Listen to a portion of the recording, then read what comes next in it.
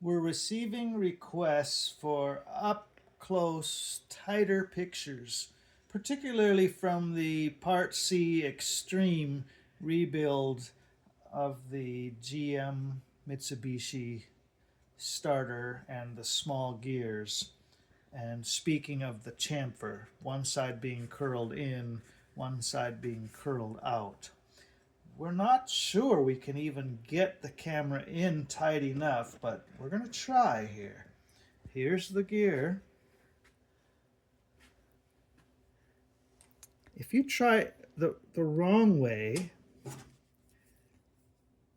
there's no chamfer here whatsoever. If you flip it over, we hope you can see this. When the angle of the light hits it properly, there's a small chamfer here, which would allow the bushing to go in. If you do it wrong, it's just going to bind up. It doesn't even want to start. But the right way, it almost starts to set in place. You'll figure it out.